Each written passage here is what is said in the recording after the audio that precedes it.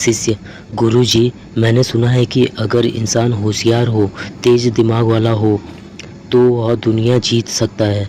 लेकिन फिर भी मैंने ऐसे बहुत से लोगों को देखा है जो बहुत तेज होते हुए भी हार जाते हैं। ऐसा क्यों? गुरुजी हंसते हुए में, बेटा, असली ताकत सिर्फ होशियारी में नहीं, बल्कि होशियारी को सही तरीके से इस्तेमाल करने में है।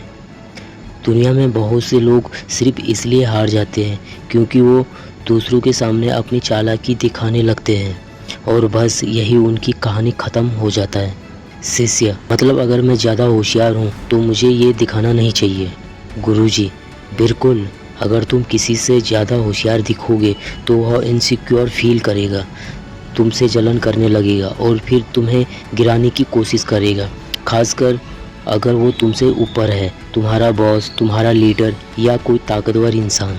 एक बार की बात है, गैलीलियो नाम का एक महान वैज्ञानिक था। उसने बहुत बड़ी खोजें की थी, लेकिन वो जानता था कि अगर उसने सीधे राजा के सामने अपनी होशियारी रखी तो राजा इनसिक्योर फील करेगा और उसे नुकसान पहुंचा सकता है। तो गैलीलियो ने क्या किया?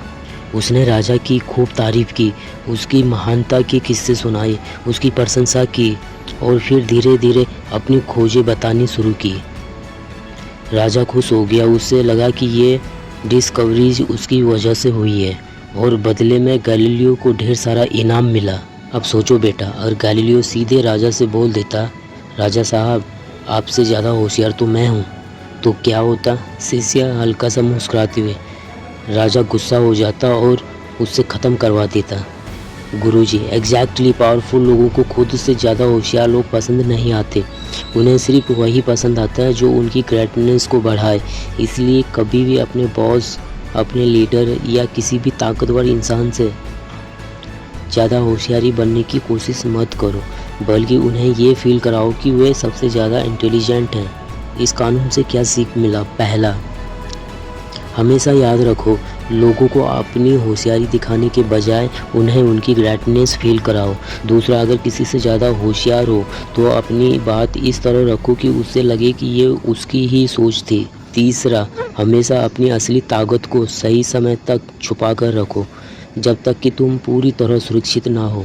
चौथा, बुद्धिमानी का असली मतलब ये नहीं है कि तुम ज़्यादा जानते हो, बल्कि ये है कि तुम उसे कब और कैसे इस्तेमाल करते हो। गुरुजी फिर से बोलते, अब जाओ, इस सीख को अपनी ज़िंदगी में लागू करो और देखो कि कैसे तुम्हारी चालाकी तुम्हें सबसे आगे ले जाता है, बिना किसी को पता चले। अगर आपको ये सीख पसंद आई तो लाइक करना मत भूलना, कमेंट करके बताओ कि ये कहानी आपको कैसे लगी और सब्सक्राइब कर लो, क्योंकि ऐसी ही गहरी बातें हम आपके लिए लेकर आते रहेंगे।